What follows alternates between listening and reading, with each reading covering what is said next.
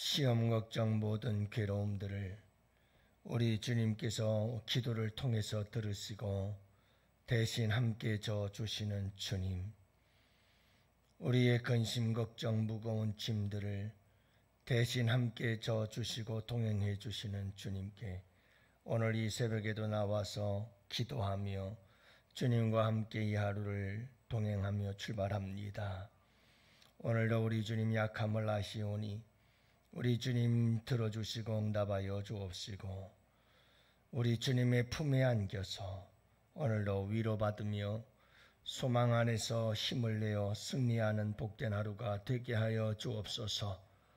나의 힘이 되신 주님을 고백하며 그 주님을 자랑하고 간증하는 축복의 사람들 되게 하여 주시기를 간절히 기도합니다.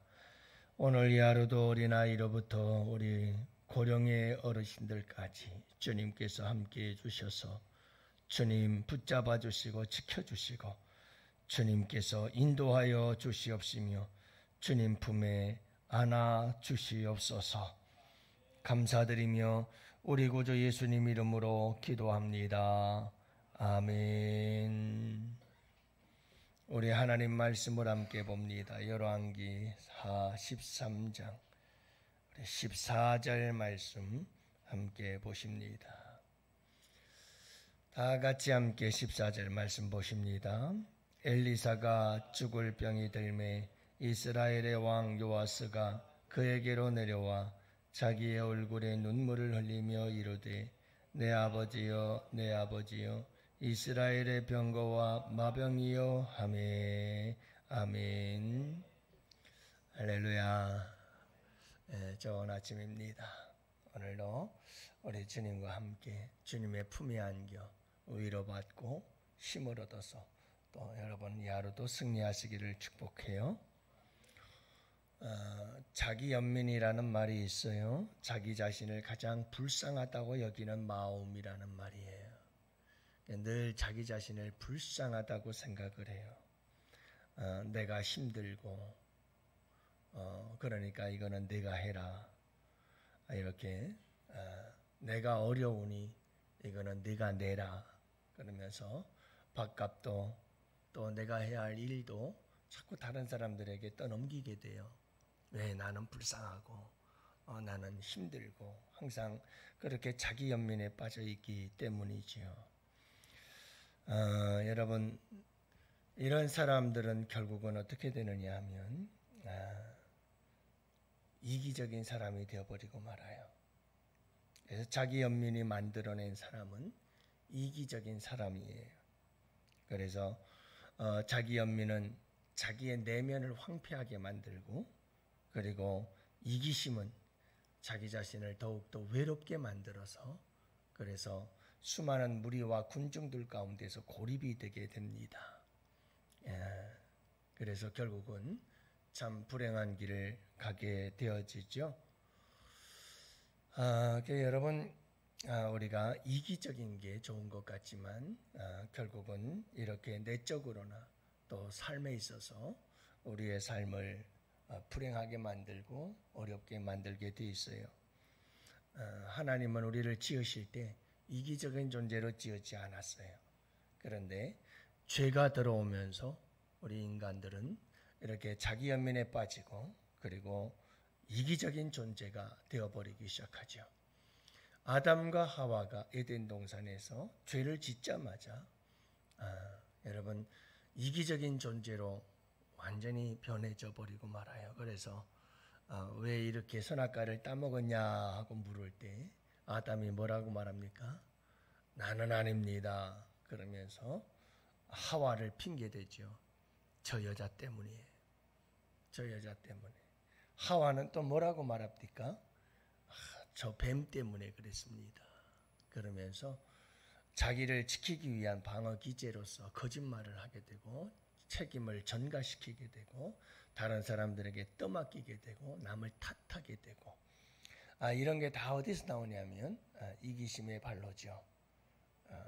그래서 여러분 오늘 본문에서도 보면 이기적인 사람들의 모습을 우리가 보게 되어지는데 그게 뭐냐 하면 엘리사가 80의 나이가 넘고 고령이 되어져서 이제 노환이 되어 죽음에 이르게 되어집니다. 이 소식을 들은 요아스가 곧 죽게 될 엘리사를 찾아갑니다. 그리고는 엘리사를 향하여 말하죠. 얼굴에 눈물을 흘리면서 내 아버지여 내 아버지여 이스라엘의 병거와 마병이여 라고 하면서 눈물을 흘리며 엘리사를 대하는 모습을 보게 되어집니다. 여기서 여러분 이 요아스가 눈물을 흘리며 또 이렇게 내 아버지여 내 아버지여 라고 엘리사를 향해서 부르는 이유가 도대체 뭘까 하는 거예요. 정말 엘리사를 존경하는 마음 때문일까? 라고 하는 거죠. 물론 그럴 수도 있을는지 모르겠습니다만 많은 학자들은 그렇게 얘기를 합니다. 엘리사를 존경하기 때문은 아니었을 것이다. 왜냐하면 엘리사를 존경했더라면 엘리사가 하는 말을 들었을 텐데 전혀 듣질 않거든요. 요아스라고 하는 왕은 여러분 여호와 앞에서 악을 행하고 느바세 아들 여로보암의 길로 행하며 이스라엘 백성들로 범죄케 하고 이렇게 우상 숭배를 했던 왕이잖아요. 그러니까 사실은 엘리사에 대한 존경의 마음은 없어요. 그러면 왜 이가 그렇게 엘리사의 죽음을 안타까워하는 걸까? 왜 이유가 있었어요. 어저께 그저께 우리가 말씀을 보았습니다마는 요아스의 이 범죄로 인하여 하나님께서는 채찍을 드셨어요. 그게 아람이죠. 아람의 하사엘 왕과 그의 아들 베나닷이라고 하는 이 두 왕의 시대까지 오랫동안 아람 왕이 끊임없이 이스라엘 백성들을 괴롭히고 계속해서 힘들게 하며 학대를 했다고 그랬어요. 그때 그나마 아버지 여호아하스와 이 요아스 시대에 그나마 이 아람으로부터 여러분 이스라엘을 지켜줬던 사람이 누구냐 하면 엘리사였어요. 엘리사가 아람 군대가 어디로 쳐들어올 것이니 가서 막으세요. 그리고 이렇게 저렇게 놀라운 기적을 통해서도 엘리사가 아람의 침략으로부터 늘 지켜주고 보호해주던 사람 아니에요? 여러분 자기에게 참 유익을 주고 자기가 왕인데 이스라엘에 대해서 이렇게 도움을 주었던 엘리사가 죽자 그는 너무나 마음이 아팠던 거죠. 이제 누구를 의지하나요? 누가 도와줄 사람이 없잖아요. 그나마 엘리사가 죽으면 이기심, 이기적인 마음과 이런 이기적인 동기에 의해서 그는 이렇게 지금 슬퍼하고 마음 아파하고 있는 것을 보게 되어집니다.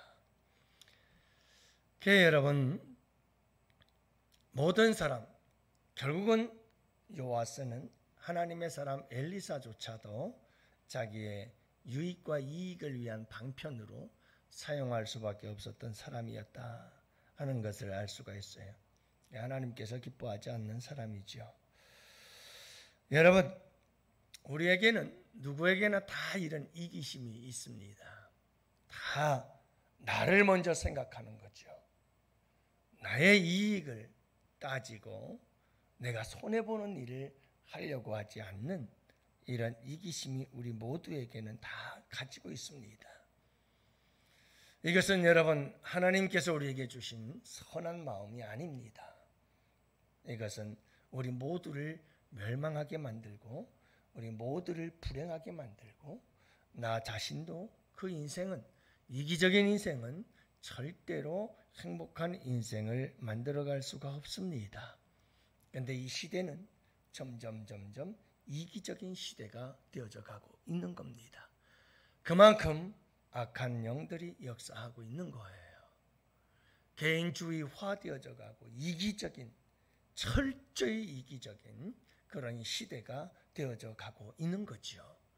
이 세상의 공중의 권세 잡은 자가 그렇게 강력하게 역사하고 이 시대를 지배하고 있구나 하는 것을 우리는 알아야 해요. 그리고 여러분 이제 우리는 이 이기심을 극복하고 이기심을 넘어 이타적인 삶을 살아가야 합니다. 여러분, 예수님의 삶은 철저히 이타적이었습니다. 이 기적이라는 말은 오직 나의 이익만을 위해서, 나를 위해서 사는 것을 말하고, 이 타적이라는 말은 다른 사람을 위해서 내가 생각할 줄 알고 다른 사람을 배려할 줄 알고 다른 사람을 위할 줄 아는 삶을 말하는 거죠. 예수님은 이 세상에 왜 오셨습니까? 죄인들을 위해서 왔습니다. 예수님은 이 세상에 왜 오셨습니까? 섬기기 위해서 오셨다고 말씀합니다. 그리고 그 섬김의 절정은 십자가에 당신의 생명을 내어주시는 거였습니다. 그분은 자기 자신을 위해서 살질 않으셨습니다. 철저히 예수님은 이타적인 삶을 사셨습니다. 이게 바로 기독교의 정신입니다. 십자가의 정신은 내가 죽어서 네가 잘 되는 거죠. 이게 십자가의 정신입니다. 예수님은 내가 죽어서 너희들을 구원하고 내가 죽어서 너희들이 살고 내가 죽어서 너희들이 행복해진다면 내가 십자가의 길을 가리라. 이게 십자가의 정신이거든요. 그런데 이 시대의 정신은 아무도 나를 건드리지 말아라. 나는 오직 나를 위해 살고 오직 나는 내 이익과 내 유익만을 위해서 내 기쁨과 내 쾌락을 위해서 난 살아가리라. 거기서 더욱더 꽁꽁 묶이고 있어요. 여러분, 우리 예수님이 살아갔던 삶은 이와 같이 이타적이었습니다. 이 십자가의 정신을 우리가 잊어서는 안 됩니다. 그리고 여러분, 이제 우리는 이기심을 넘어 이타심을, 그리고 이타심을 넘어서 이제 우리는 주님을 위해 살아야 합니다. 여기까지 나아가야 합니다. 하나님을 위해서 살아야 합니다. 여러분, 나를 위해서가 아니라 한국 기독교의 문제점 중에 하나가 뭐냐면 많은 사람들이 기복신앙에 빠져서 하나님조차도 내가 복을 받는데 도구로 사용하려고 하는 참 아주 안 좋은 습성들을 가지고 있다는 겁니다. 여러분, 하나님은 절대로 도구일 수 없습니다. 하나님은 절대로 수단일 수 없습니다. 하나님은 절대로 어떤 방법이 될 수가 없는 겁니다. 하나님은 그 자체가 절대적인 목적입니다. 하나님의 목적입니다. 그런데 여러분, 교회 왜 나옵니까? 복받고 하나님 평안하고 심지어 지금 은사운동을 하는 많은 교회들의 목회자들과 교회들은 심각해요. 막 성령을 그냥 사람들이 좌지우지하는 존재로 그렇게 생각을 해요. 불 받으라 그러면 성령이 막 역사하는 걸로 생각을 하는데, 여러분, 성령은 인간에 의해서 이리저리 움직여지는 상품이 아니에요. 제품이 아니거든요. 그분은 절대적 주권을 가지신 목적 자체이신 줄을 믿으시기 바라요. 여러분, 그분은 하나님이시거든요. 그분은 하나님이셔요. 그래서 우리가 그분에 대한 간절한 바람과 열망을 가지고 간구하고 갈망하며 나아갈 때, 목마른 사슴처럼 나아갈 때 우리 주님께서 여러분 성령을 우리에게 부어주시고 성령께서 우리 가운데 역사하시는 줄로 믿어요. 그분의 주권이에요. 우리가 이렇게 한다고 이렇게 하고 저렇게 한다고 저렇게 하고 우리의 의에서 움직여지는 분은 아니라는 거예요. 여러분들이 이걸 꼭 기억해야 돼요. 여러분, 너무 이기적이어서 신앙생활하면서도 이기적인 사람이 되면 안 되거든요. 현대 한국 교회에서 문제점 중 하나 또 하나는 익명성이에요. 교회가 대형화되어지면서 사람들은 이름도 없이 그저 아무런 봉사도 하지 않고 교제도 하지 않고 나만 그냥 편하게 신앙생활하겠다 이런 마음들을 가지고 그냥 교회 왔다 갔다 이렇게 신앙생활하는 사람들 많아요. 여러분 다 이기적인 거죠. 이기적인 거예요. 그래서 여러분 교회 안에서도 이런 이기심을 버리고 이타심에서 더 나아가 우리는 오직 주님을 위하여 살아갈 수 있어야 되는 거예요. 여러분 그리할 때 하나님의 축복과 은혜가 우리 가운데 임하게 되어 있어요.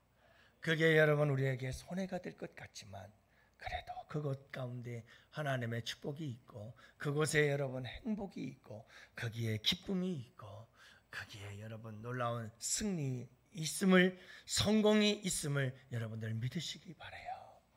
오늘 이 하루를 살아갈 때에도 여러분 꼭 생각하며 사세요.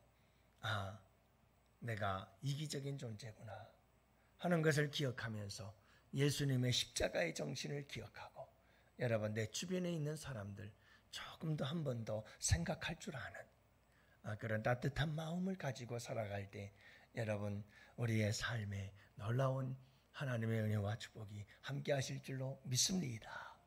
오늘도 여러분 이 하루 승리하시는 복된 하루 되시기를 축복하고요. 오늘도 여러분 우리 수능을 준비하고 있는 우리 청년들과 우리 환우들을 위해서 오늘도 간절히 기도합시다. 하나님 고쳐주시고 살려주시고 주님 회복시켜 주옵소서. 성령을 부어주셔서 성령님 일하는 교회, 성령께서 역사하는 교회, 성령께서 세워가고 성령께서 부흥시켜가는 교회가 되게 하여 주시옵시고 우리 모든 양원의 성도들은 전부 다 성령 충만 받아서 성령께 나를 온전히 내어드리는 성령의 도구가 되게 하여 주시옵소서. 다 같이 우리 함께 기도하며 나아갑시다. 두 손 들고 쭉